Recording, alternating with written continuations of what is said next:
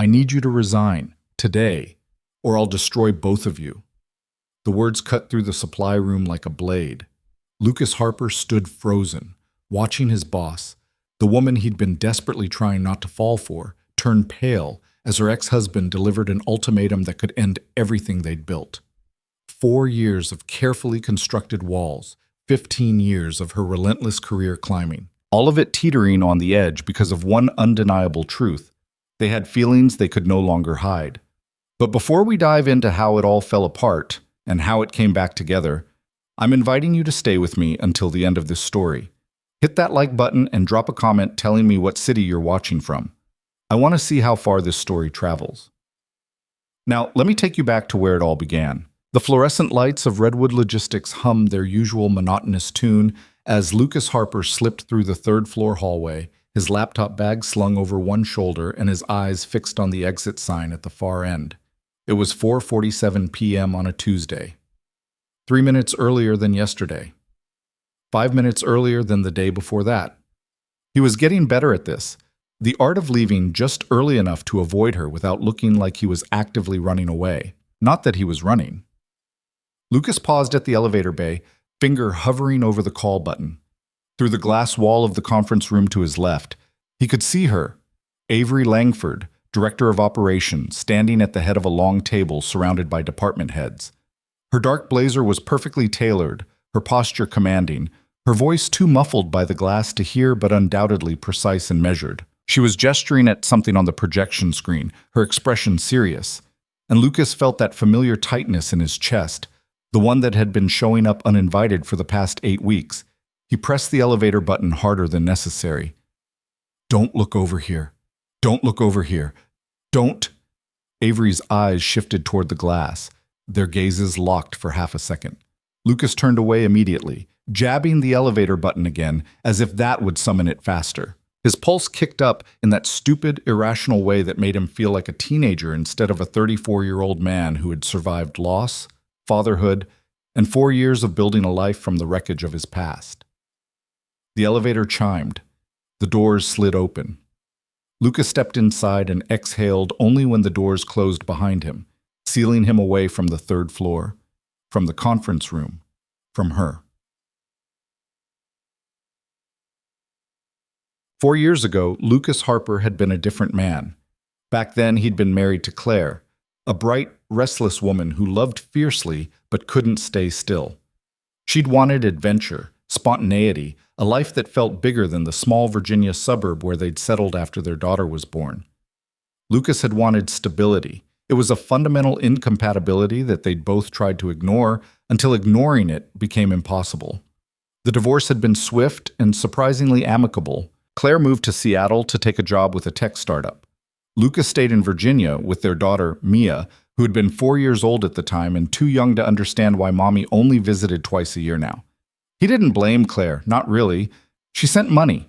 She video called every Sunday. She loved Mia in her own way. But Lucas was the one who woke up at 6 a.m. to make dinosaur-shaped pancakes. He was the one who sat through parent-teacher conferences and helped with spelling tests and learned how to braid hair from YouTube tutorials. He built his entire world around creating the kind of steady, predictable life that Mia deserved. And in doing so, he'd almost forgotten what it felt like to want something just for himself. Until 2 months ago. It had been a Thursday night in early September. The Redwood Logistics office had been nearly deserted, just the hum of servers in the IT room and the distant sound of a cleaning crew working the lower floors. Lucas had been sitting in conference room B, staring at spreadsheets until his eyes blurred, trying to finalize cost projections for a contract proposal that was due the next morning. He wasn't supposed to be there that late. Neither was Avery. But the client, a major freight consolidator out of Chicago, had changed their specifications at the last minute, and the whole proposal had to be recalculated. Avery, as director of operations, had taken point. Lucas, as the senior logistics analyst on the account, had been pulled in to help. They'd been working in tense silence for nearly 3 hours when Avery finally pushed her chair back from the table and groaned. "If I look at one more conditional formula, I'm going to lose my mind." Lucas glanced up, surprised. Avery Langford didn't usually admit weakness, not in front of her team, and certainly not in front of him. She'd kicked off her heels at some point, leaving them abandoned beneath the table. Her blazer was draped over the back of her chair.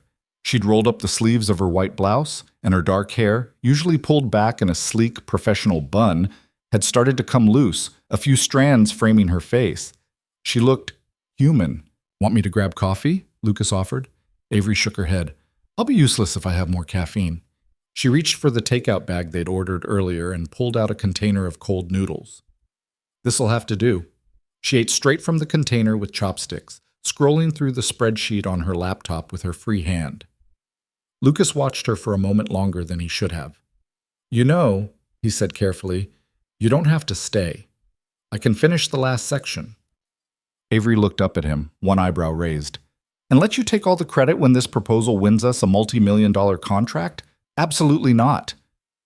It was such a classic Avery response, dry, direct, laced with just enough humor to soften the edge, that Lucas found himself smiling despite the exhaustion.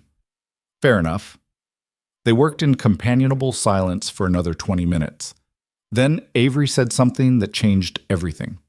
"You're good at this, you know." Lucas looked up. "At spreadsheets?"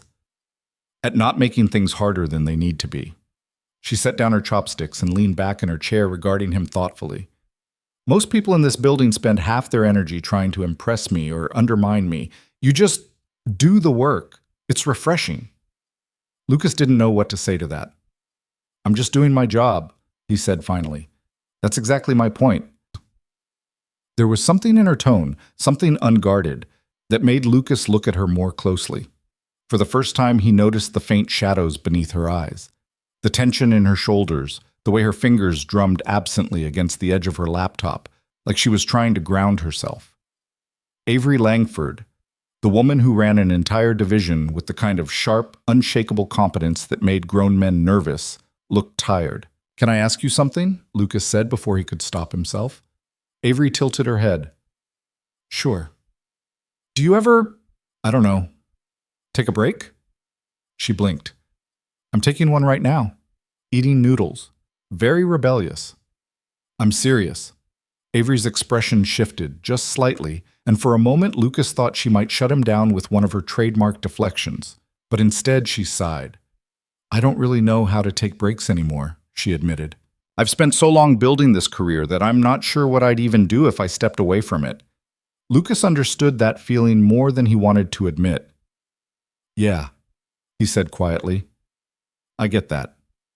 They looked at each other across the table, two people who had spent years constructing their lives around work and responsibility and the careful management of expectations. And then Avery said something that made Lucas's chest tighten. "You're a good dad, Lucas. Mia's lucky to have you." He wasn't sure how she knew that. Maybe she'd overheard him on the phone with Mia's school, or seen the drawing his daughter had made for him that he kept pinned to his cubicle wall. But the fact that she'd noticed made something inside him crack open just a little. "Thanks," he said, his voice rougher than he intended. Avery held his gaze for a beat longer than necessary. Then she cleared her throat and turned back to her laptop. "All right, let's finish this thing so we can both go home and pretend we have lives outside this office." Lucas forced himself to look away and focus on the numbers in front of him, but the damage was already done. Because, for the first time in 4 years, he'd felt seen by someone who wasn't his daughter, and it terrified him. That night had replayed in Lucas's mind 100 times since then. The way Avery had laughed, really laughed, at one of his dry observations about their client's impossible demands. The way her eyes softened when she talked about the career she'd built. The way she'd looked at him like he was more than just another employee in her department. It wasn't a grand, dramatic moment. It was quiet. And that made it worse. Because Lucas had spent 4 years convincing himself that he didn't need romance, that he was fine building his life around Mia and work and the predictable rhythm of single fatherhood. But Avery Langford had walked into his carefully controlled world and reminded him of something he'd tried to forget. He was still a man who could want things, dangerous things, impossible things, which was why, for the past 8 weeks, Lucas had been doing everything in his power to avoid being alone with her. He left meetings early when he saw her walking toward the conference room. He took the stairs instead of the elevator when he knew she'd be heading to the executive floor. He volunteered for off-site assignments that kept him out of the office when she was scheduled to be there. It was exhausting, and it was working until it wasn't. Avery Langford, need to see you in my office.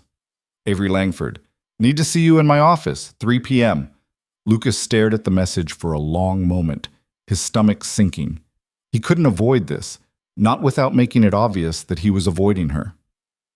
At 2:58 p.m., Lucas stood outside Avery's office door, forcing himself to breathe normally. It's fine. It's just a meeting. You're a professional. She's your boss. This is work.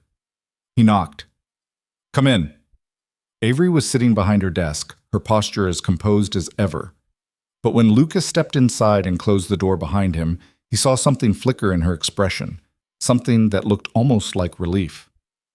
Thanks for coming, she said, gesturing to the chair across from her. I know you're busy.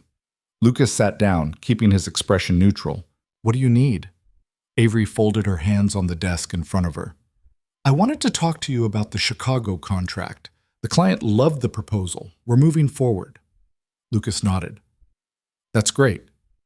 It is. Avery paused. And I want you to lead the implementation team. Lucas blinked. What?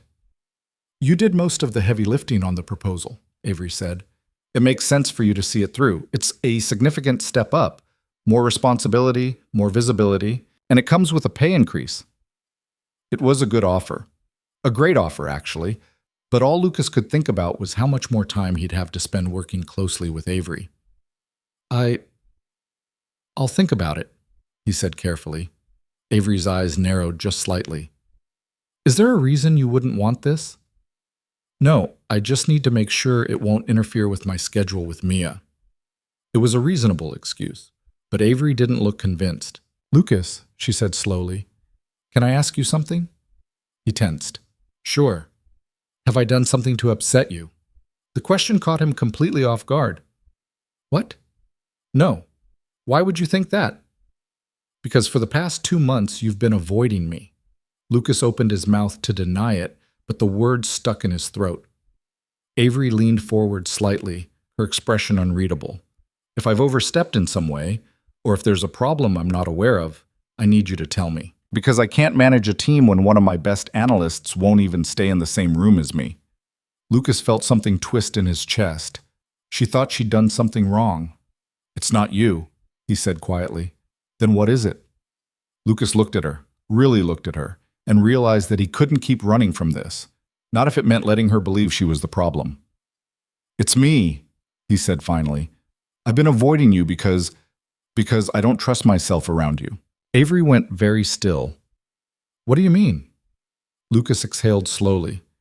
I mean that when I'm around you, it makes me want things I shouldn't, things that would complicate everything, so I've been keeping my distance. The silence that followed felt like it lasted an eternity. Avery stared at him, her expression unreadable. Then quietly she said, You think you're the only one? Lucas's breath caught. What? Avery stood up and walked around the desk, leaning against the edge of it so she was closer to him. Her arms were crossed, but her posture was less defensive than uncertain. You think I haven't noticed? She said softly. You think I don't know exactly why you've been leaving meetings early and taking the stairs instead of the elevator? Lucas couldn't speak. I've been doing the same thing, Lucas. Her voice was quiet, almost raw. I've been avoiding you because every time I'm near you, I have to remind myself that I'm your boss, that there's a line I can't cross, that I've spent 15 years building a career I can't afford to jeopardize. She looked away, her jaw tight. But it doesn't matter how many times I tell myself that, because the truth is, She stopped herself, shaking her head. I can't do this, she said, more to herself than to him. I can't want this. Lucas stood up slowly, his heart pounding.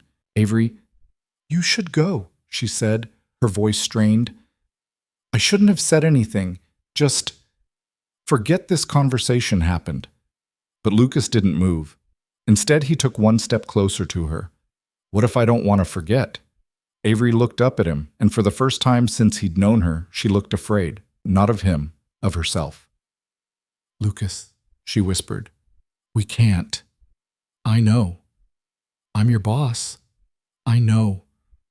If anyone found out, I know. They stood there, inches apart, the weight of everything unsaid pressing down on them.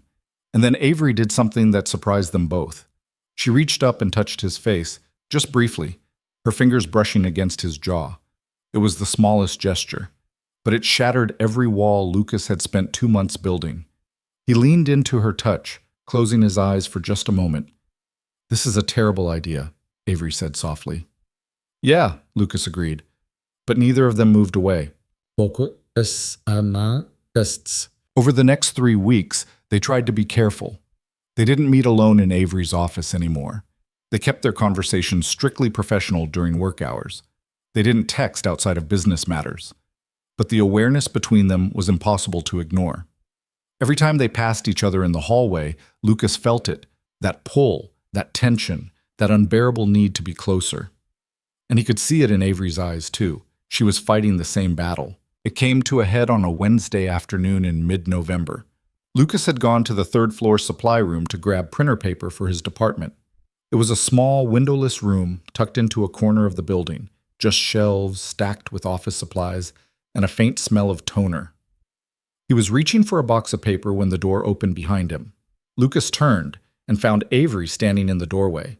She stepped inside and closed the door quietly behind her. "We need to talk," she said. Lucas set the paper down slowly. "Okay." Avery crossed her arms, her expression guarded. "I can't keep doing this." Lucas's stomach dropped. "Doing what?" "Pretending," she said. "Pretending that I don't think about you constantly. Pretending that I don't look for you every time I walk into a room. Pretending that this," she gestured between them, "isn't real." Lucas took a slow breath. "What are you saying?" "I'm saying I don't know what to do." Her voice cracked slightly. "Because I've spent my entire adult life being disciplined, being careful, following the rules, and now I'm standing here breaking every single one of them just by being in this room with you." Lucas stepped closer to her. "Then why are you here?" "Because I needed to know." Avery looked up at him, her eyes shining. "I needed to know if you feel it too, or if I'm losing my mind." Lucas reached out and gently wiped away a tear that had started to fall down her cheek. "You're not losing your mind," he said quietly. "I feel it too." Avery closed her eyes, leaning into his touch. "This is impossible," she whispered. "I know. We could both lose everything." "I know. But I don't know how to walk away from you." Lucas's heart was pounding so hard he could barely hear his own voice. "Then don't." Avery opened her eyes and looked at him, really looked at him. And Lucas saw all the fear and longing and desperate hope reflected back at him. She was about to say something, but before she could, the door handle rattled. They both froze. Someone was trying to open the door. "Avery?" a male voice called from outside. "Are you in there?" Avery's face went pale. Lucas took a step back, his pulse spiking, because he recognized that voice. Everyone in the building did. Daniel Cross, senior legal advisor, and Avery's ex-husband. Jesse. Bulls. Avery's hand trembled slightly as she reached for the door handle. Lucas could see her forcing herself to breathe, to compose her expression, to become the unshakable director of operations that everyone else saw. She opened the door. Daniel Cross stood on the other side, tall and polished in an expensive navy suit. His dark hair was perfectly styled, his expression calm and controlled, but his eyes, cold and calculating, moved immediately to Lucas. "Daniel," Avery said evenly, "what do you need?" "I was looking for you," Daniel said smoothly. "Margaret wants to discuss the Chicago contract. I assumed you'd be in your office." "I was grabbing supplies," Avery said, gesturing vaguely at the shelves behind her. Daniel's gaze flicked to Lucas again. "And you needed an analyst to help you carry printer paper?" The question hung in the air like a threat. Lucas forced himself to keep his expression neutral. "I was already here. Miss Langford just stopped in." Miss Daniel smiled, the kind of smile that didn't reach his eyes. How convenient. Avery stepped forward slightly, putting herself between Daniel and Lucas.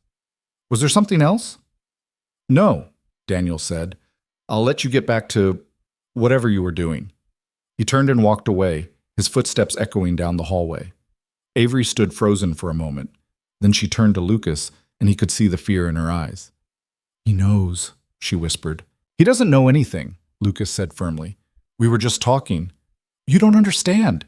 Avery's voice was tight. "Daniel doesn't need proof. He just needs suspicion. And he'll use it." Lucas frowned. "Use it for what?" Avery closed her eyes, her shoulders sagging slightly. "Daniel and I were married for 6 years," she said quietly. "The divorce was ugly. He wanted me to give up my career and move to DC with him. I refused, so he made sure the separation was as painful as possible." She opened her eyes and looked at Lucas. "He's never forgiven me for choosing my career over him, and if he thinks he has leverage over me now, he'll use it." Lucas felt a cold knot forming in his stomach. "What kind of leverage?" "The kind that destroys careers," Avery said. "If he reports us to HR, even just the suspicion of an inappropriate relationship between a director and an employee, it'll trigger an investigation. And even if we haven't actually done anything wrong, the optics alone could be enough to force me out." Lucas stared at her. "That's insane." "That's corporate politics," Avery's voice was hollow. "I've seen it happen before.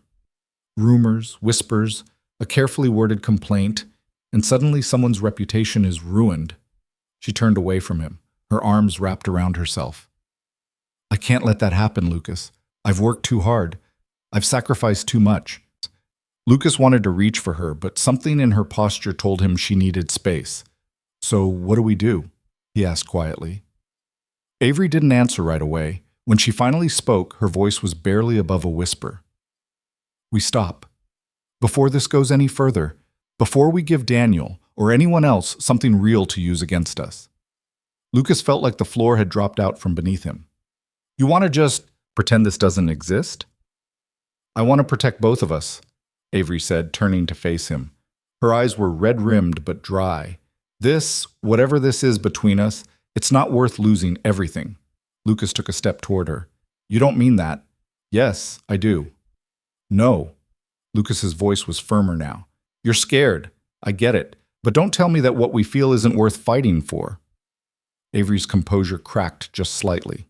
"And what exactly are we supposed to fight, Lucas? Company policy? Daniel's vendetta? The entire power structure of this organization?" "If that's what it takes." "You have a daughter," Avery said, her voice breaking. "You can't afford to throw your career away for something that might not even work." "Don't do that," Lucas said quietly.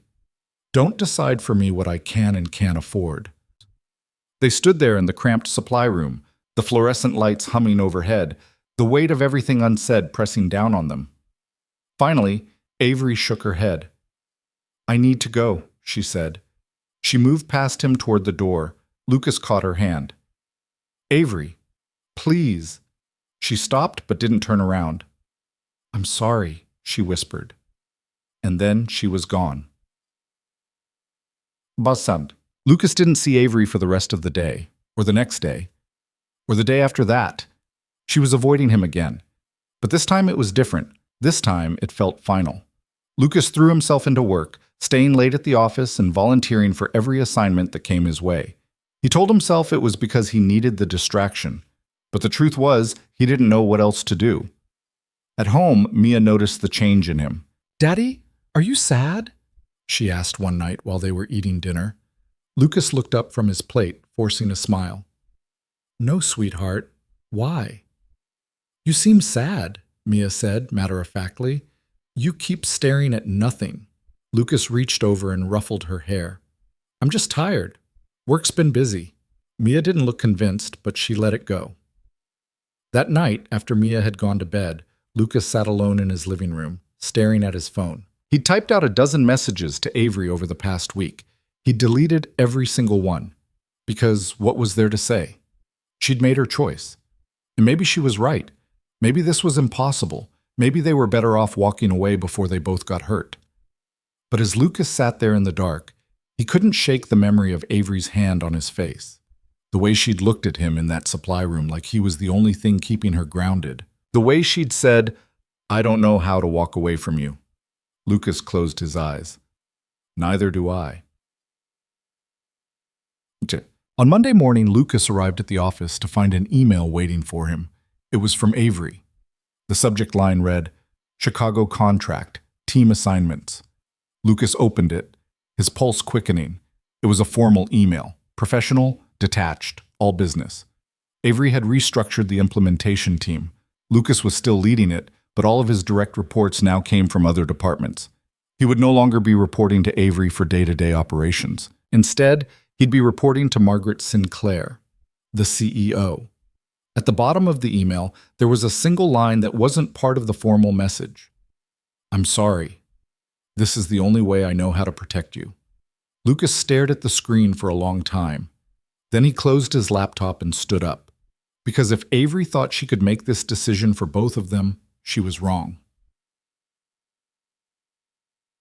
Lucas found her in conference room B, the same room where they'd worked late that night 2 months ago.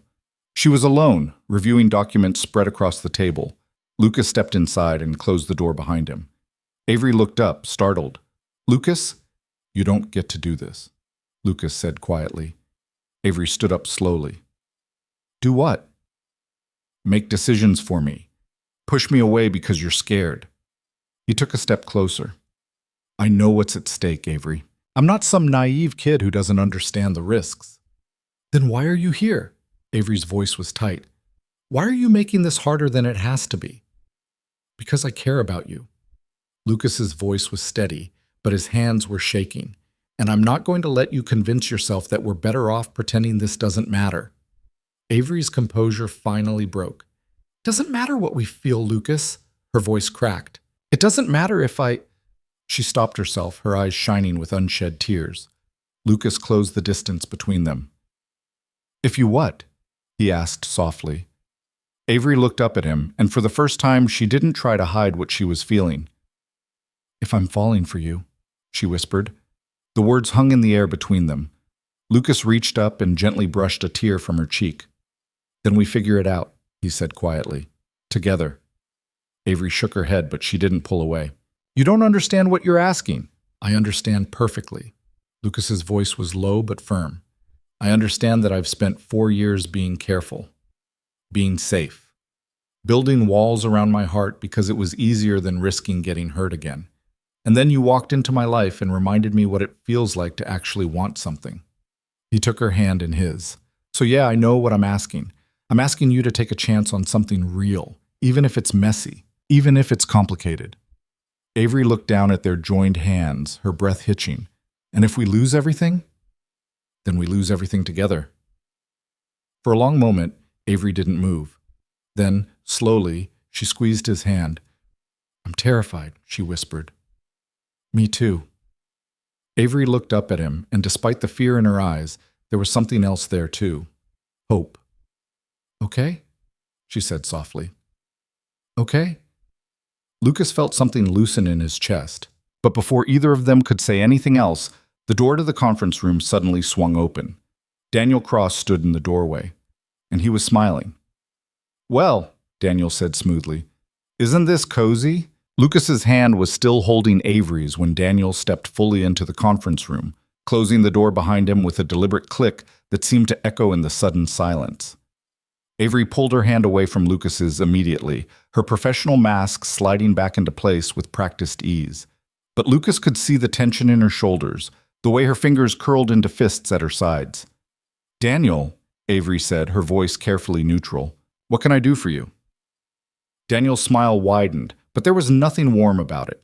He moved further into the room, his eyes moving between them with the slow, methodical assessment of a predator circling prey. I was actually looking for you, Avery. Margaret needs your signature on the Henderson contract revisions. He pulled a folder from under his arm and set it on the conference table. But I can see you're busy. The pause before that last word was loaded with implication. Lucas felt his jaw tighten, but he forced himself to remain still. Getting defensive would only make this worse. We were just wrapping up, Avery said coolly, moving toward the folder. I'll review these and get them back to Margaret this afternoon. No rush, Daniel said, but he made no move to leave. Instead, he leaned against the table, his posture deceptively casual. You know, Avery, I've been meaning to talk to you about something. Then schedule a meeting with my assistant. And this is more informal. Daniel's gaze slid to Lucas. Though perhaps we should discuss it privately? Lucas started to move toward the door, but Avery spoke first. Anything you need to say to me, you can say in front of Lucas. Daniel's eyebrows rose slightly. Are you sure about that? Positive. There was a challenge in Avery's voice now, a line drawn in the sand that Lucas recognized. She wasn't going to let Daniel intimidate her into dismissing him like he was irrelevant. Some interesting patterns lately. Some interesting patterns lately. Late nights in the office, closed-door meetings, a certain senior analyst being restructured to report directly to the CEO rather than his department director. Avery's expression didn't change, but Lucas saw her knuckles whiten. Personnel decisions are made for operational efficiency, she said evenly. If you have concerns about team structure, you're welcome to bring them up with HR. Oh, I don't have concerns about team structure. Daniel's smile turned sharp. I have concerns about optics. You see, in my role as legal advisor, I have a responsibility to ensure that the company's leadership maintains certain standards. What are you implying, Daniel? I'm not implying anything. Daniel's voice was smooth as silk. I'm simply observing that a director who engages in a romantic relationship with a subordinate creates a significant liability for the organization, conflicts of interest, favoritism, potential grounds for harassment claims. It's messy. The temperature in the room seemed to drop 10 degrees. Lucas stepped forward before he could stop himself. There's nothing inappropriate happening here. Daniel's gaze swung to him, amused. I wasn't talking to you, Mr. Harper. But since you're so eager to contribute, tell me, do you often have private conversations with your director behind closed doors? Or is that privilege reserved for special circumstances? Daniel, that's enough, Avery said sharply. Is it? Daniel turned back to her, and now there was real venom in his expression. Because from where I'm standing, it looks like you're making the same mistakes you always make, Avery. Letting your emotions compromise your judgment. Putting your career at risk for someone who won't be there when it all falls apart. Avery's face went pale, but her voice remained steady. My personal life is none of your business. It hasn't been for 3 years. It becomes my business when it affects this company. Daniel picked up the folder he'd brought and held it out to her. Think carefully about your choices, Avery. You've worked too hard to throw it all away. He walked to the door, then paused with his hand on the handle. Oh, and Lucas? He glanced back over his shoulder. You might want to consider what you're really getting yourself into. Avery has a pattern of putting her ambitions ahead of the people who care about her. Just ask me how that worked out. Then he was gone, the door closing behind him with a soft click. For several seconds, neither of them moved. Then Avery sank into one of the conference room chairs, her composure finally cracking. She pressed her hands against her face, her shoulders trembling. Avery, he's going to destroy us, she whispered. He's going to take everything I said in there, everything he saw, and he's going to weaponize it. Lucas crouched down beside her chair.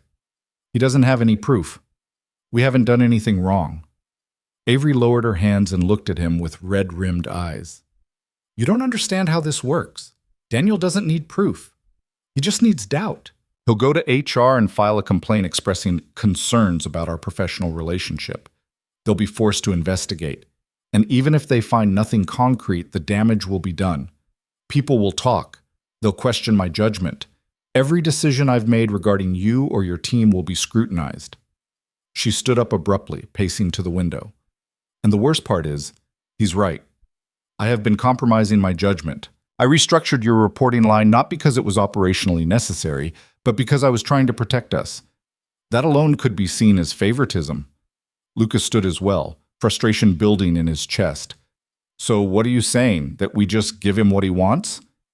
I'm saying I don't know how to fight this without losing everything. Then we get ahead of it, Lucas said. We go to HR ourselves. We disclose that we have feelings for each other. We make it official, transparent, take away his ammunition. Avery turned to look at him, and there was something almost heartbroken in her expression. And then what, Lucas? Even if HR allows it, and that's a big if, my credibility is still compromised. Every time I make a decision, people will wonder if I'm being objective or if I'm being influenced by my personal life. I'll spend the rest of my career at this company fighting to prove that I deserve my position. Maybe that's a fight worth having. For what? Avery's voice rose slightly. For a relationship that might not even survive the scrutiny? You have a daughter, Lucas. What happens when Mia's friends' parents start gossiping about her dad dating his boss? What happens when this becomes public and messy and complicated? Lucas felt something twist in his chest. Don't bring Mia into this. She's already in this. Avery's composure shattered completely. Everything you do affects her. And I won't be the reason she gets hurt or embarrassed or has to deal with fallout from our choices. That's not your decision to make, Lucas said quietly. Mia is my daughter. I know what's best for her. Do you? Avery's eyes flashed. Because from where I'm standing, you're risking your career and your reputation for something that might not survive the first real test. The words hit Lucas like a physical blow. Is that what you really think? He asked, his voice rough. That we're not strong enough to handle this?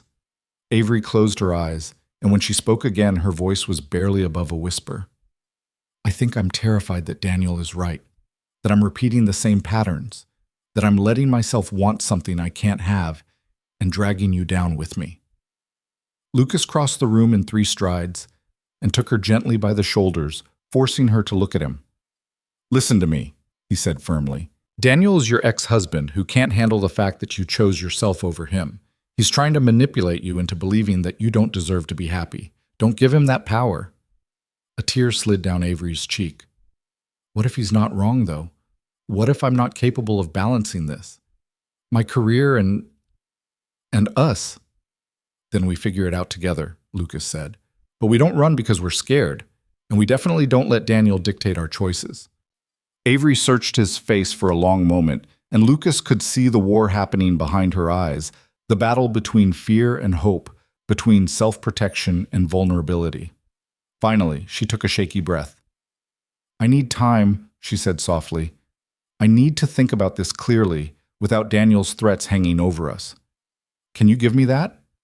Lucas wanted to argue, wanted to tell her that waiting would only make things worse, but he could see the exhaustion in her eyes, the weight of 15 years of fighting to be taken seriously in a male-dominated industry. So he nodded. Take the time you need, he said quietly. But Avery, don't make this decision because you're afraid. Make it because it's what you really want. He let go of her shoulders and stepped back. Then he walked out of the conference room, leaving her standing alone by the window. Until his eyes burned. He stayed late until his eyes burned.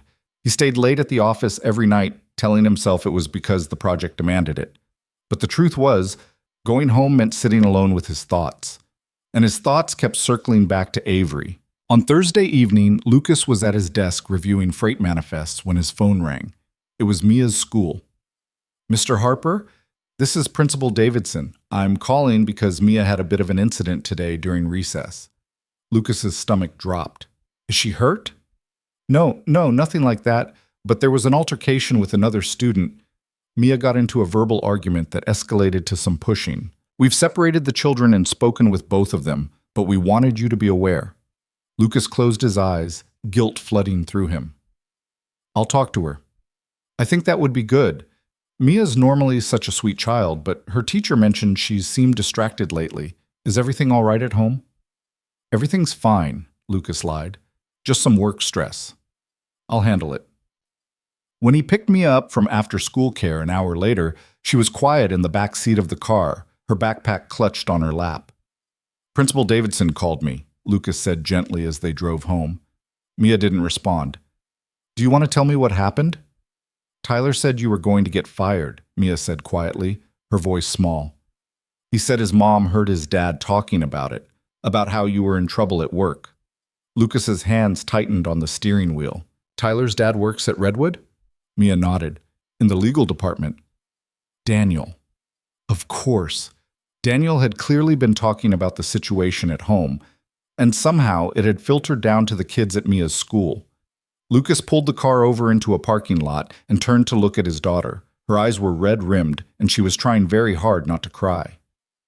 Sweetheart, he said gently, I'm not getting fired. And even if something did happen with my job, we would be okay. You and me, we're a team, remember? But Tyler said, Tyler's dad doesn't know what he's talking about, Lucas said firmly, and you can't get in fights because of things other people say, even when they're wrong. okay? Mia nodded, but she still looked miserable. Lucas unbuckled his seatbelt and reached back to squeeze her hand. I'm sorry you had a bad day. How about we get pizza for dinner and watch that movie you've been asking about? A small smile finally broke through. The one with the talking dogs?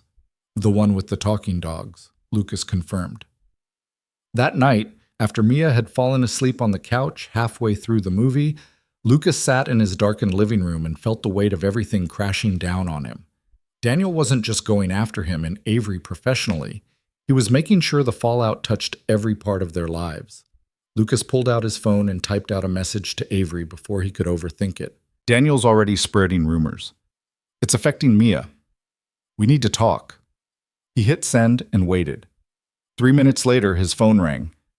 Lucas? Avery's voice was tight with concern. What happened? Lucas told her about the incident at school, about Tyler's comment, about the fact that Daniel was clearly discussing their situation openly enough for it to reach his son. When he finished, there was silence on the other end of the line. Then Avery said something that surprised him. I'm done running. Lucas sat up straighter. What? I've spent the last 4 days trying to convince myself that walking away was the right choice, that protecting my career was more important than... She trailed off, then took a breath.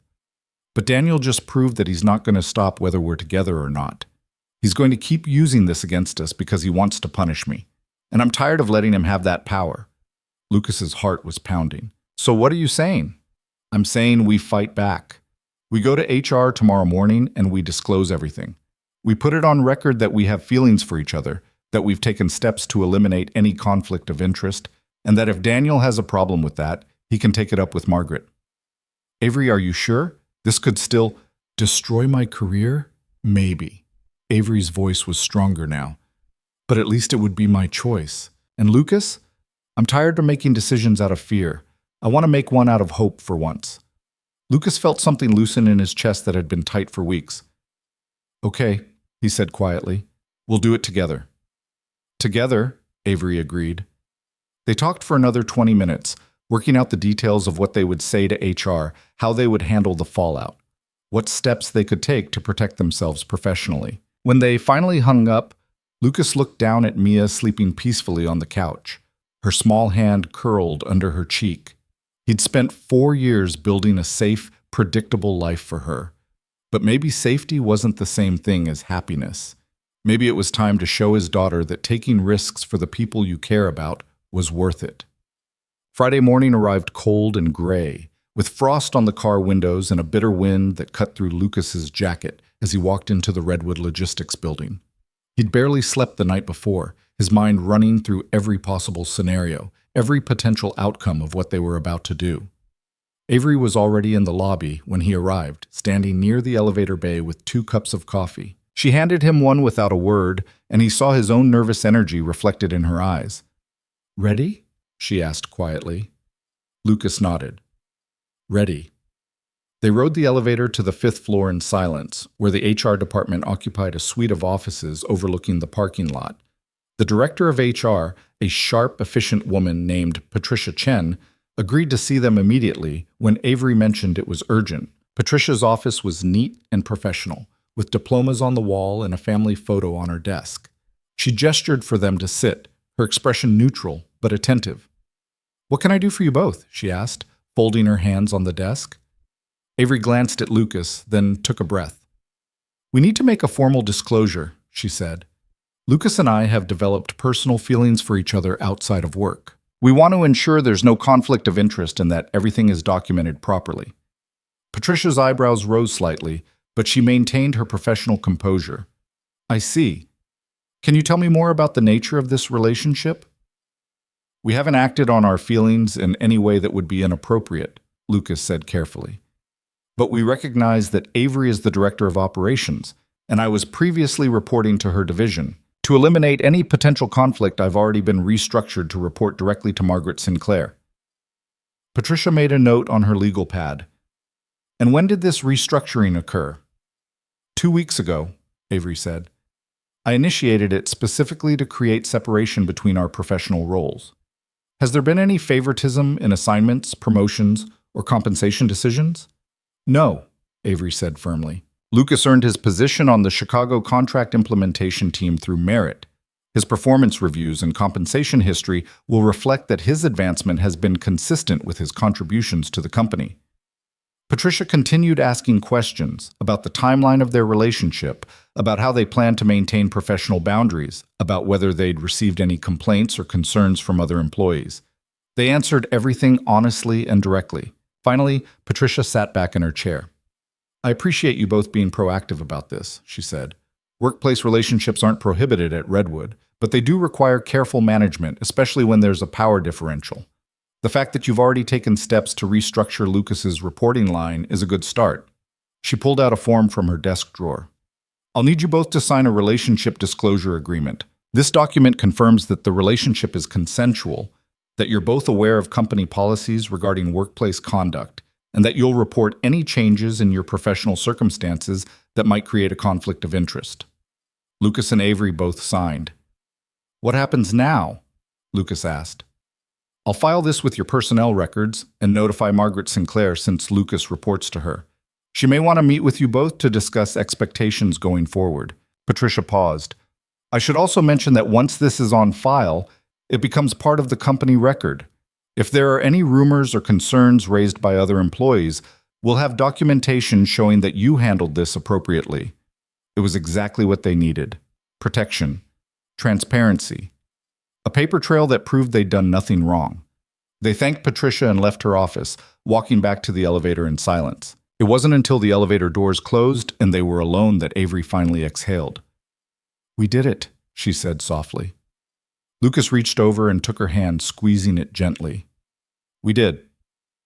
The elevator began to descend, and for the first time in weeks, Lucas felt like they could actually breathe. But then the elevator jerked to a stop on the third floor. The doors opened, and Daniel Cross stepped inside. He glanced at their joined hands, and something cold flickered across his face. "Well," he said smoothly, pressing the button for the ground floor, "I guess congratulations are in order." Avery didn't let go of Lucas's hand. "What are you talking about, Daniel? I assume you just came from HR." Daniel's smile was thin and sharp. "Filing your little disclosure form. Very responsible of you." "It's none of your concern," Avery said coolly. "Oh, but it is." Daniel turned to face them fully. "It is, Daniel. You see, I've also been having some very interesting conversations with Patricia Chen about harassment policies, about power dynamics, about what constitutes coercion in the workplace." Lucas felt his stomach tighten. "There's no coercion here." "Are you sure about that?"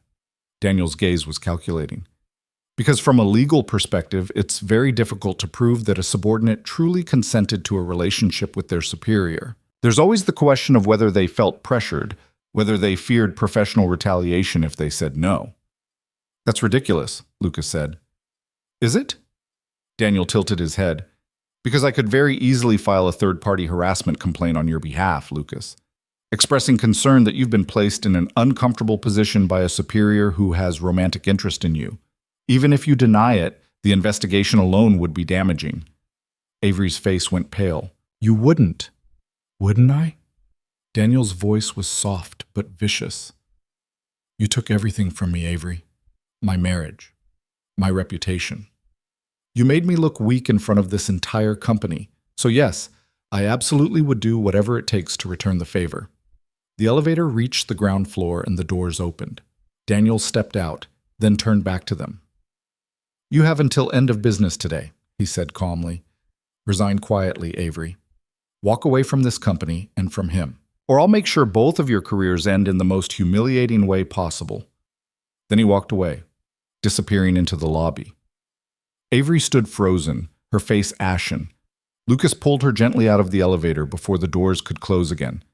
"He's bluffing," Lucas said, but his voice lacked conviction. "No," Avery whispered. "He's not. Daniel doesn't bluff. When he makes a threat, he follows through."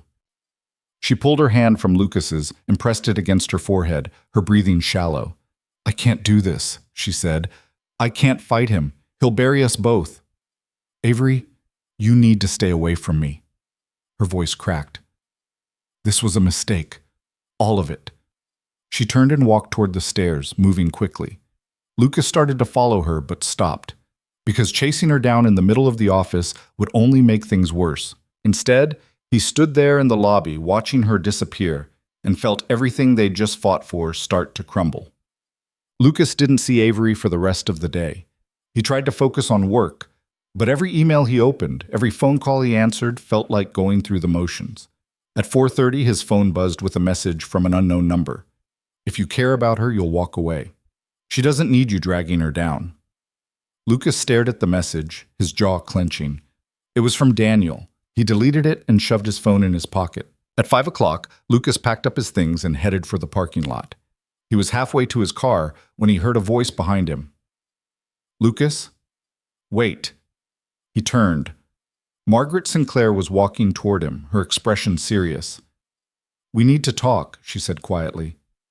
"My office, now." Lucas's stomach sank. This was it. Daniel had made good on his threat. He followed Margaret back into the building and up to the executive floor, where her corner office overlooked the city. She closed the door behind them and gestured for him to sit. "I had a very interesting conversation with Daniel Cross this afternoon," Margaret began, settling into her chair. "He came to me with some serious allegations about you and Avery Langford." Lucas forced himself to meet her eyes. "Whatever he told you. He told me that you've been coercing Avery into a romantic relationship by leveraging her emotional vulnerability." Margaret's expression was unreadable. "He suggested that as her subordinate, you've manipulated the power dynamics to your advantage." Lucas felt his blood run cold. "That's not true. None of it." "I know." Lucas blinked. "What?" Margaret leaned back in her chair. "I've known Avery Langford for 12 years. I hired her when she was a mid-level manager with more ambition than sense. I've watched her build this department from the ground up, and I've seen the way she carries herself, with integrity and strength, even when it costs her." She paused, her gaze sharp. "So when Daniel Cross walks into my office and tries to convince me that Avery is a victim being manipulated by an employee, my first instinct isn't to believe him. It's to ask why he's so invested in destroying her." Lucas felt something shift in his chest. "Daniel is Avery's ex-husband," Margaret continued. "I'm aware of their history. I'm also aware that he's been monitoring your interactions with her for weeks, building a case, looking for leverage." She pulled out a folder from her desk drawer and slid it across to Lucas. "This is the complaint Daniel filed this afternoon. Read it." Lucas opened the folder and scanned the document inside. It was exactly what Daniel had threatened. A formal harassment complaint alleging that Avery had created a hostile work environment by pursuing a romantic relationship with a subordinate. "He's asking for a full investigation," Margaret said, "and according to company policy, I'm required to initiate one." Lucas looked up at her. "So what happens now?" "Now?" Margaret's expression softened slightly. "Now you tell me the truth. All of it." So Lucas did. He told her about the night they worked late on the proposal, about the connection that had formed between them, about the weeks of trying to deny what they felt, about Daniel's confrontation in the supply room and his ultimatum. He told her about going to HR that morning to file the disclosure, about trying to do everything right, and he told her about Daniel's threat in the elevator. When he finished, Margaret was quiet for a long moment. Then she said something Lucas didn't expect. 20 years ago, I was in a similar position." Lucas looked up, surprised. Margaret's expression grew distant. "I was a senior manager at a consulting firm. Brilliant career ahead of me, and I fell in love with one of my team members, a young analyst who saw me as more than just the woman fighting to be taken seriously in a room full of men." She smiled faintly. "We tried to hide it, tried to keep it professional, but someone found out and threatened to report us. I was terrified of losing everything I'd worked for, so I made a choice." "What did you do?" "I ended it," Margaret said quietly. "I walked away from him to protect my career, and I spent the next 15 years wondering if I'd made the right decision." She looked directly at Lucas. "I became CEO of this company. I built an incredible career, but I also built it alone, and there are nights when I wonder if the price was worth it." Lucas swallowed hard. "Why are you telling me this?" "Because I don't want you and Avery to make the same mistake I did." Margaret's voice was firm. Fear is a terrible reason to walk away from something real, and Daniel Cross is using fear as a weapon because he knows it works. She stood up and walked to the window, looking out over the city. "I'm going to handle Daniel's complaint," she said. "I'll conduct the investigation personally. And I can tell you right now what I'm going to find. Two employees who developed genuine feelings for each other and took appropriate steps to address any potential conflict of interest." Lucas felt hope flicker in his chest. And Daniel? Daniel crossed a line when he started surveilling employees and using company complaints as tools for personal vendettas. Margaret turned back to face him. "That's harassment, and I won't tolerate it in my organization." She picked up her phone and pressed a button. "Patricia, please ask Daniel Cross to come to my office immediately." She hung up and looked at Lucas. "You should go find Avery," she said gently. "Tell her she doesn't have to choose between her career and her heart. Not on my watch." Lucas left Margaret's office with his heart pounding so hard he could hear it in his ears. The executive floor was quiet at this hour, most of the staff having already gone home for the weekend. His footsteps echoed on the polished floor as he made his way to the elevator, his mind racing. He had to find Avery. He pulled out his phone and called her number. It rang 4 times before going to voicemail. "Avery, it's me," he said, keeping his voice low. "I just talked to Margaret. Everything's going to be okay. Please, call me back." He hung up and tried texting her. "Where are you? We need to talk." No response. Lucas rode the elevator down to the 3rd floor and headed straight for Avery's office. The door was closed, the lights off. He tried the handle anyway, locked. He checked the conference rooms. Empty. The supply room where this had all started. Empty. Growing more anxious, Lucas headed down to the parking garage. Avery's car was still in her assigned spot, which meant she was somewhere in the building. He was about to head back inside when his phone buzzed. But it wasn't Avery. It was a text from Daniel. "She's on the roof. 6th floor access stairs. But I'd give her some space if I were you. She looked pretty broken when I saw her." Lucas stared at the message, anger and concern warring in his chest. Daniel was taunting him, trying to get under his skin. But if Avery really was on the roof, he pocketed his phone and ran for the stairwell. The climb to the 6th floor left him slightly winded, but he didn't slow down. He pushed through the heavy metal door that led to the roof access and stepped out into the cold evening air. The roof of Redwood Logistics was flat and utilitarian, dotted with HVAC units and satellite equipment. A low concrete wall ran along the perimeter, and the city lights were beginning to glow in the gathering dusk. Avery was standing near the far edge, her arms wrapped around herself against the wind. She wasn't wearing her blazer, just her white blouse, and Lucas could see her shivering. "Avery!" he called out. She turned, and even from a distance he could see the tear tracks on her face. "You shouldn't be here," she said, her voice rough. Lucas walked toward her slowly, pulling off his jacket as he went. When he reached her, he draped it over her shoulders without a word. Avery pulled the jacket tighter around herself but didn't look at him. "Daniel found me in the parking garage," she said quietly. "Told me he'd filed his complaint. Told me that by Monday morning, everyone in this building would know that I'd been sleeping with a subordinate. We haven't... It doesn't matter." Avery's voice cracked. "The accusation is enough. Even if the investigation clears me, the damage is done. People will always wonder. They'll always question whether I earned my position or whether I compromised myself for personal reasons." Lucas moved to stand beside her, looking out over the city. Margaret knows the truth. Margaret is one person. She can't control what everyone else thinks. Avery wiped at her eyes with the back of her hand. "I've worked so hard, Lucas.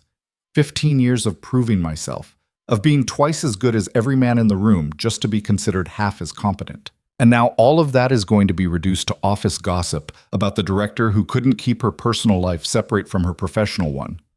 That's not going to happen. You can't promise that." "No," Lucas admitted, "but I can promise that you're not alone in this. And I can promise that Margaret isn't going to let Daniel destroy you." Avery turned to look at him finally, her eyes red-rimmed and exhausted. "Why are you still here?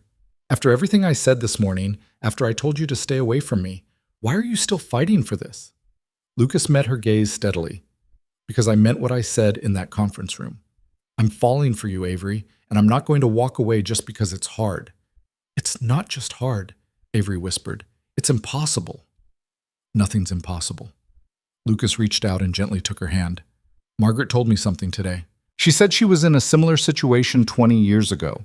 She walked away from someone she cared about because she was afraid of losing her career, and she spent the last 2 decades wondering if she made the right choice. Avery's breath hitched. She told you that? She said she doesn't want us to make the same mistake she did. Lucas squeezed her hand. She's handling Daniel's complaint personally, and she's going to deal with him for harassment. For a long moment, Avery didn't speak. She just stood there holding his hand, staring out at the city lights. Then she said, "I'm so tired of being scared." "I know.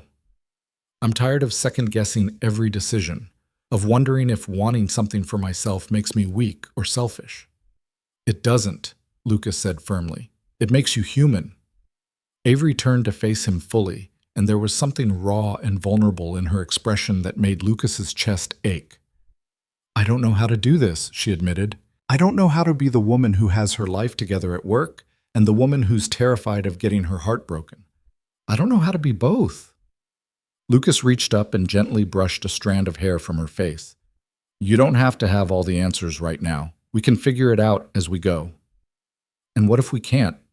What if this falls apart and we both end up hurt?" "Then at least we tried," Lucas said quietly. "At least we didn't let fear make the decision for us." Avery closed her eyes, leaning into his touch.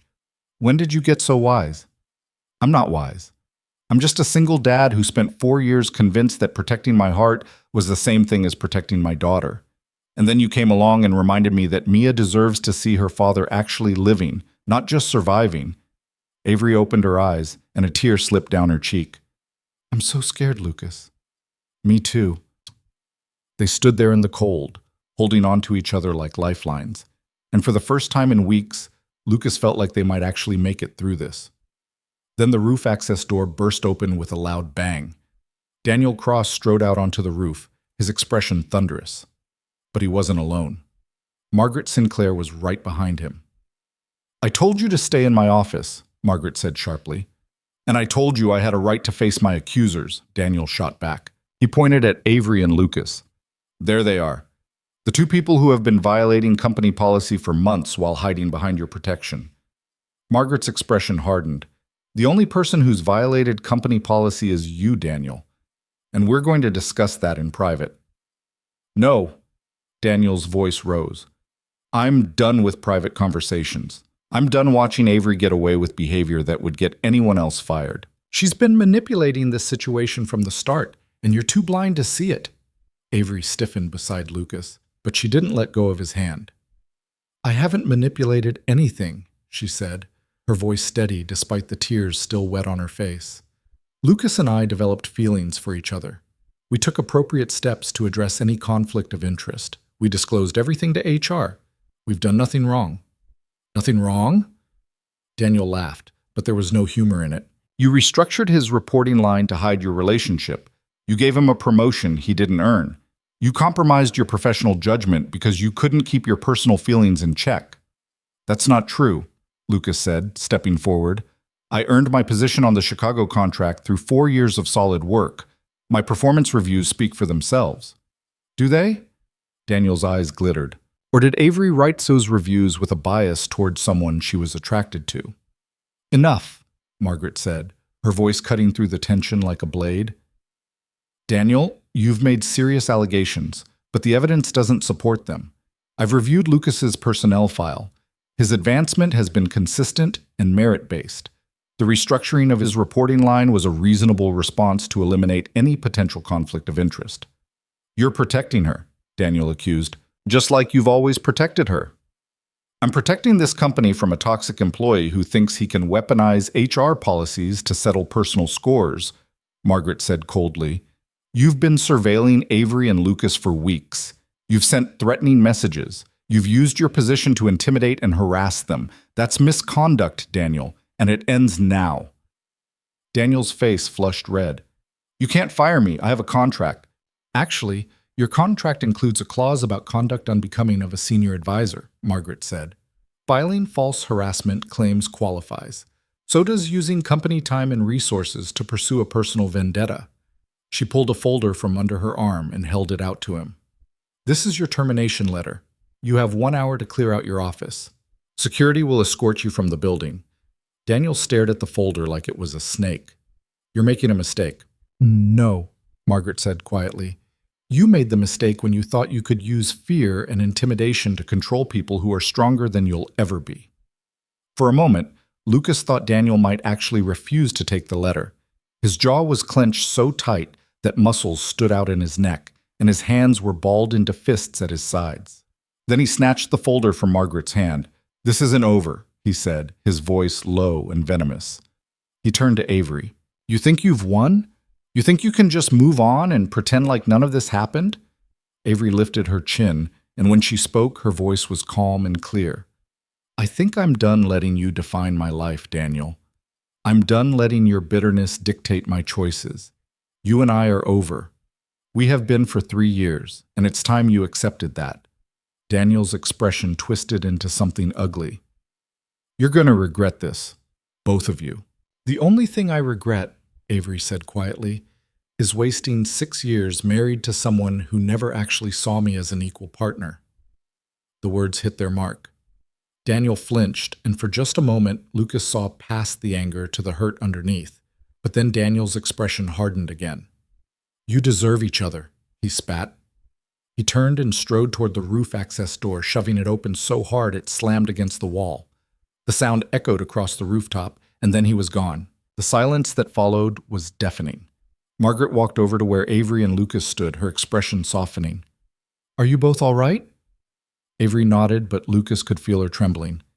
Thank you, she said, her voice rough, for believing us. I didn't just believe you, Margaret said. I verified. I spoke with Patricia Chen. I reviewed the disclosure form you filed this morning. I looked at Lucas's performance history and the timeline of his advancement, and I spoke with several other employees who've worked with both of you. She paused. What I found was 2 competent professionals who've always maintained appropriate boundaries. The only person who saw something inappropriate was the one who wanted to see it. Lucas felt something tight in his chest, finally release. What happens now? Now? Margaret smiled faintly. Now you both go home and try to have a normal weekend. On Monday, I'll send out a company-wide memo about workplace conduct and the consequences of filing false harassment claims. I won't name names, but the message will be clear. She looked at Avery. Your reputation is intact. Your position is secure. And anyone who questions your judgment will have to answer to me. Avery's eyes filled with tears again, but this time they looked like relief. I don't know what to say. Don't say anything, Margaret said gently. Just promise me you won't let fear stop you from living your life. She glanced at Lucas. Either of you. With that, Margaret turned and headed back toward the roof access door, leaving them alone. Lucas and Avery stood in silence for a long moment, watching the city lights flicker in the darkness. Then Avery let out a long, shaky breath. I can't believe it's over, she whispered. Lucas pulled her into his arms, and she buried her face against his chest. He could feel her shoulders shaking as she finally let herself cry, not from fear or despair, but from the sheer exhaustion of carrying so much weight for so long. It's over, he murmured into her hair. Daniel's gone. We're safe. Avery pulled back just enough to look up at him, her eyes still wet but clearer than he'd seen them in weeks. Are we, though? Safe? Lucas understood what she was really asking. Were they safe from the judgment of their colleagues? From the whispers and speculation? From the reality that workplace relationships were always complicated, even when they were handled properly? I don't know, he admitted. But I know we're safer together than we are apart. Avery searched his face, and whatever she saw there seemed to settle something in her. She reached up and touched his cheek, her fingers cold from the wind. I'm sorry, she said softly, for pushing you away, for letting my fear almost ruin this before it even had a chance to start. You don't have to apologize. Yes, I do. Avery's voice was firm. I spent so much time trying to protect myself that I almost lost the one thing worth fighting for. Lucas covered her hand with his own. And what's that? The chance to be happy, Avery said simply. The chance to be with someone who sees me for who I really am, not just what I've accomplished. Lucas leaned down and pressed his forehead against hers. I see you, Avery Langford, and I'm not going anywhere. They stood like that for a while, holding each other against the cold wind, until Avery finally pulled back and shivered. We should probably get inside before we freeze to death, she said, a small smile tugging at her lips. Lucas grinned. Probably a good idea. They walked back toward the roof access door together, and just before they reached it, Avery stopped. Lucas? He turned to look at her. What happens now? She asked. I mean, after this. After the crisis is over and we actually have to figure out what this relationship looks like in real life. Lucas thought about it for a moment. About Mia at home, probably doing homework at the kitchen table. About the Chicago contract that would demand long hours and intense focus over the next few months. About the fact that dating his former boss would require navigation and compromise and constant communication. I think, he said slowly, we take it one day at a time. We're honest with each other. We don't let work consume us. And we remember that we're in this together. Avery nodded, and some of the tension in her shoulders eased. I can do that. Good. Lucas held out his hand. Come on, let me take you to dinner. Avery looked down at their joined hands, then back up at him with raised eyebrows. Are you asking me on a date, Lucas Harper? I am. In public? Where people might see us. In public, Lucas confirmed. Where people will definitely see us because I'm done hiding how I feel about you. Avery's smile grew wider. You know, I think I'd like that. They left the roof together, taking the stairs down to the parking garage. The building was mostly empty now, just a few security guards making their rounds and the cleaning crew working on the lower floors. When they reached Avery's car, she turned to him. There's a small Italian place about 10 minutes from here. It's quiet, but the food is incredible. Sounds perfect. Lucas followed her in his own car, and 20 minutes later they were seated at a corner table in a cozy restaurant with warm lighting and the smell of garlic and basil in the air. The hostess brought them menus and water, and after she left, Avery looked across the table at Lucas with an expression he couldn't quite read. What? He asked. I'm just trying to figure out when this became real, she said softly, when we went from colleagues to this. Lucas thought back to that night 2 months ago, working late on the proposal. The way Avery had kicked off her heels and eaten cold noodles straight from the container. The way she'd looked at him like he was more than just another employee. I think it was real the moment you told me I was good at not making things harder than they needed to be, he said. That was the first time you let me see the person behind the title. Avery's eyes softened. I remember that night. I remember thinking that you were the first person in years who didn't want anything from me except honest work. And now? And now I'm terrified that you're going to figure out I'm not nearly as put together as I pretend to be, Avery admitted. That I'm just making this up as I go along, like everyone else. Lucas reached across the table and took her hand. I already know that, and I'm still here. Avery laughed, but it was a warm sound, not bitter. You really are something, Lucas Harper. Is that a good thing? It's a very good thing. They ordered dinner and talked about everything except work. Lucas told her about Mia's obsession with detective novels and how she'd started leaving clues around the house for him to solve. Avery told him about growing up in Boston, the youngest of 4 siblings, always fighting to be heard in a family of loud personalities. Is that where the steel backbone comes from?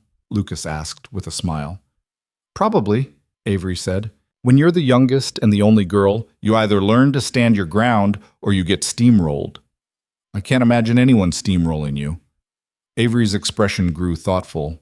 Daniel tried. For 6 years he tried to convince me that my career was getting in the way of our marriage, that I was too focused on work, too ambitious, too unwilling to compromise. She paused, tracing the rim of her wine glass with one finger. And for a while, I believed him. I thought maybe I was the problem. Maybe I was asking for too much, wanting a successful career and a partner who respected that. He was wrong, Lucas said firmly. I know that now. Avery looked up at him. But it took a long time to unlearn the idea that wanting both made me selfish. Lucas understood that feeling more than she knew. After Claire left, he'd spent months wondering if he'd failed somehow. If he'd been too rigid, too focused on stability, too unwilling to take risks. Claire used to tell me I was boring, he said quietly,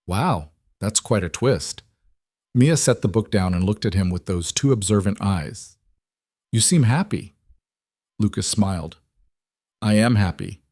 Because of work? Partly, but also because I had a really nice dinner with a friend. Mia tilted her head, studying him. A friend, or a girlfriend? Lucas felt his heart skip a beat. Why do you ask?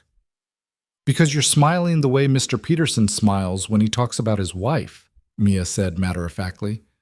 And you never smile like that. Lucas had to laugh at that, leave it to his 8-year-old daughter to cut straight through to the truth. Her name is Avery, he said carefully. She works at my office, and yes, she's someone I care about a lot. Mia considered this. Is she nice? She's very nice. Is she going to come over? Maybe someday, Lucas said. But we're taking things slow. I wanted to talk to you about it first. Mia nodded seriously. Okay. Can I meet her? When the time is right, absolutely. Okay. Mia picked up her book again, apparently satisfied with that answer. But then she looked up at him one more time. Daddy? Yeah? I'm glad you're happy. You've been sad for a long time. The words hit Lucas square in the chest. He reached over and pulled Mia into a hug, holding her tight. I love you, kiddo, he said, his voice rough. Love you too, Daddy. Later, after Mia had fallen asleep, Lucas sat in his living room and thought about everything that had happened. Daniel was gone. Margaret had their backs. And for the first time in 4 years, he was allowing himself to imagine a future that included more than just work and single parenthood. His phone buzzed with a text from Avery. Thank you for tonight. I haven't felt this hopeful in a long time. Lucas smiled and typed back. Same here. Sweet dreams, Avery. The response came almost immediately. Sweet dreams, Lucas. The weekend that followed felt like stepping into a different world. Saturday morning, Lucas woke up to sunlight streaming through his bedroom window and the sound of Mia singing off-key in the kitchen. He lay there for a moment, staring at the ceiling, letting himself absorb the fact that the constant weight of dread he'd been carrying for weeks was finally gone. Daniel was out of their lives. Avery was safe. They had a chance. He reached for his phone on the nightstand and found a message waiting from her. Good morning. Is it too early to say I'm thinking about you? Lucas smiled and typed back. Never too early. What are you doing today? Laundry. Grocery shopping. All the exciting things I've been putting off while my life was falling apart. Sounds thrilling. What about you? Lucas glanced toward his bedroom door, where he could still hear Mia attempting what sounded like a pop song she'd learned at school. Mia wants to go to the Science Museum. Something about a new dinosaur exhibit. That sounds wonderful. Have fun. There was a pause, and then another message came through. I'd offer to join you, but I don't want to rush things with Mia. When you're ready, I'd love to meet her properly. Lucas felt warmth spread through his chest at the thoughtfulness of that. Avery understood that Mia came first, that introducing someone new into his daughter's life wasn't something to be taken lightly. Soon, he wrote back. I promise. She already knows about you. She does? She asked me last night if I had a girlfriend. Apparently I've been smiling too much. And what did you tell her? Lucas thought about how to phrase it, then decided on the simple truth. I told her that there's someone very special in my life, and that I'm hoping she'll get to meet you when the time is right. The response took a little longer this time. I'd really like that, Lucas. They texted back and forth for a few more minutes before Mia came bounding into his room, still wearing her pajamas and holding a box of cereal. Daddy, are we going to the museum or not? She demanded, bouncing on the balls of her feet. The website says the T-Rex fossil is only here for 3 more weeks. Lucas laughed and set his phone down. We're going. Let me get dressed first. You have 5 minutes, or I'm leaving without you, Mia announced dramatically, then ran back out of the room. Lucas shook his head, still smiling, and got out of bed. The Science Museum was packed with families, the sound of excited children echoing off the high ceilings. Mia dragged him from exhibit to exhibit, peppering him with questions about everything from plate tectonics to the life cycle of stars. Lucas did his best to keep up, though he had to admit his knowledge of astrophysics was a little rusty. They were standing in front of the massive T-Rex skeleton when Mia suddenly went quiet. Daddy? She said, her voice small.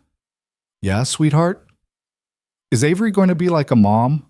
The question caught Lucas completely off guard. He crouched down so he was at eye level with her. What made you think about that? He asked gently. Mia shrugged, not meeting his eyes. I don't know. I was just wondering, because Mommy lives far away now. And sometimes I see my friends with their moms, and I wonder what it would be like if I had one who lived with us. Lucas felt his heart constrict. Do you miss Mommy? Sometimes, Mia admitted, but she's happy in Seattle. She told me on our video call last week. She has a new job and a new apartment with a balcony. That's good, Lucas said carefully. Mommy loves you very much, even if she can't be here all the time. I know. Mia finally looked at him. But that's not what I asked. I asked about Avery. Lucas took a breath. Avery and I are just getting to know each other as more than friends. I don't know what's going to happen in the future, but I promise you, no one is ever going to replace your mom. And I would never bring someone into our lives who didn't care about you just as much as I do. Mia considered this for a moment, then nodded. Okay, can I meet her soon? How about next weekend? Mia's face lit up. Really? Really? We can do something fun together. Maybe go to that ice cream place you like. The one with the waffle cones? The one with the waffle cones, Lucas confirmed. Mia threw her arms around his neck and hugged him tight. You're the best daddy ever. Lucas held her close, overwhelmed by how much love he felt for this little person who'd made him want to be better every single day. Come on, he said when she finally let go. Let's go see if they have any astronaut ice cream in the gift shop. That night, after Mia had gone to bed, Lucas called Avery. She picked up on the second ring. Hi. Hi yourself. Lucas settled onto his couch, phone pressed to his ear. How was your day of exciting household chores? Riveting. I alphabetized my spice rack. Lucas laughed. You didn't. I absolutely did. I'm living on the edge over here. Well, I spent 3 hours learning about dinosaurs and the formation of the solar system, so I think we're both winning at life right now. How's Mia? She's good. Actually, she asked about you again. There was a pause. What did she say? Lucas told her about the conversation at the museum, about Mia's question about whether Avery would be like a mom. Oh, Avery said softly. That's a big question. I know, but I told her we're taking things slow. And I asked if she wanted to meet you next weekend. Lucas, are you sure? I don't want to pressure you or make things complicated for her. You're not pressuring me, Lucas said firmly. Mia wants to meet you, and honestly, I think it's important. You're a part of my life now. I don't want to keep that separate from the most important person in my world. He could hear Avery's breath catch on the other end of the line. Okay, she said finally. Next weekend. But Lucas, what if she doesn't like me? She's going to love you, Lucas said, with confidence he genuinely felt. How could she not? They talked for another hour about everything and nothing until Lucas was fighting to keep his eyes open. I should let you go, Avery said, though she sounded reluctant. You sound exhausted. Long day, Lucas admitted, but a good one. Yeah, Avery agreed softly. A really good one.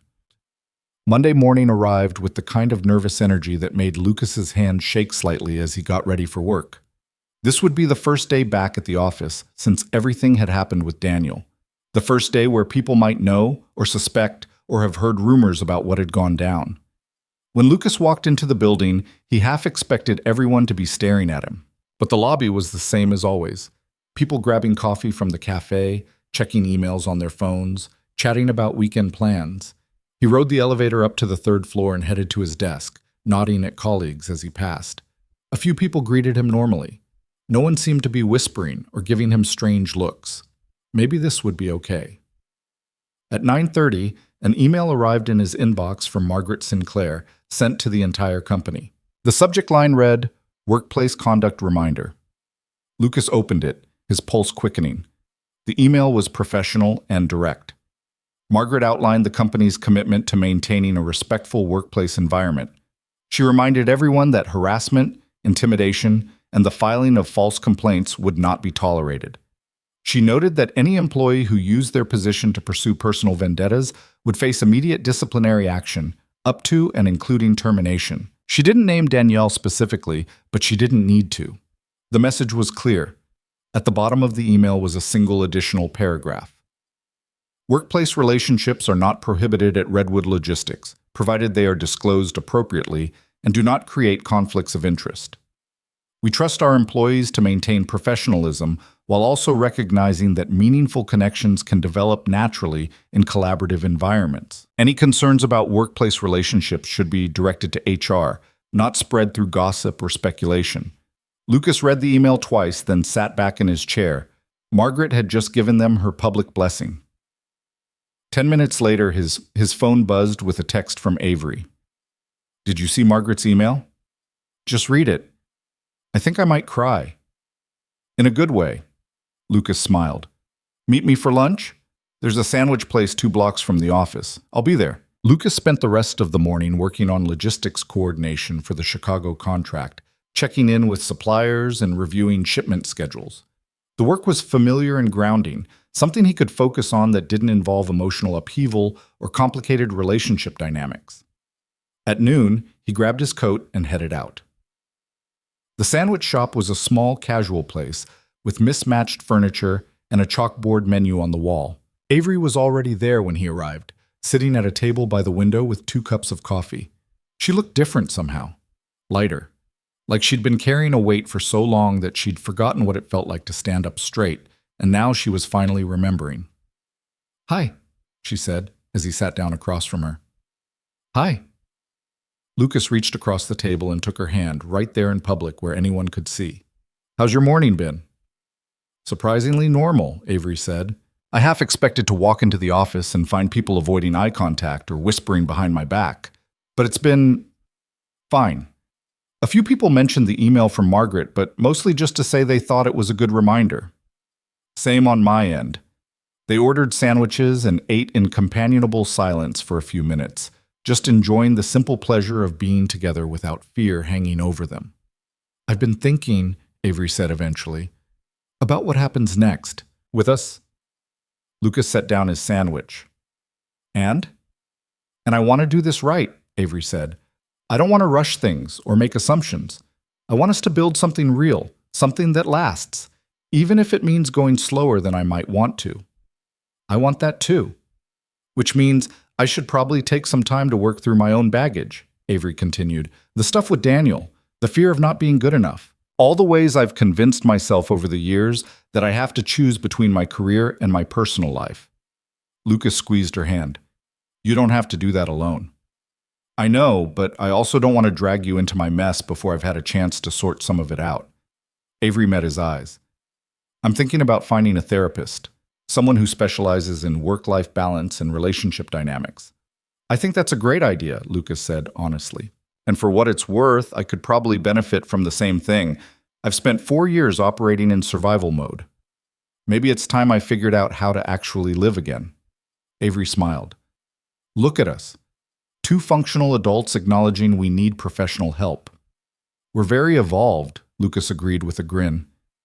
They finished lunch and walked back to the office together, and when they reached the entrance, Avery paused. "Thank you," she said softly, "for being patient with me, for not giving up when I tried to push you away." "Thank you for letting me in," Lucas replied. Avery stood on her toes and kissed him quickly, then pulled back with a slightly mischievous smile. "See you later?" "Definitely." The week passed in a blur of work and stolen moments. Lucas and Avery fell into a rhythm of lunch dates and evening phone calls, learning each other in small increments. He discovered that she was a terrible cook, but made excellent coffee. She learned that he had an inexplicable fear of birds, and could quote entire episodes of Mia's favorite detective show. On Wednesday, Lucas received a phone call from Claire. "Hey," she said when he picked up. "I know it's not my regular call day, but I wanted to check in. Mia mentioned something about you dating someone?" Lucas felt a flicker of anxiety. "Yeah, her name is Avery. We work together. And it's serious?"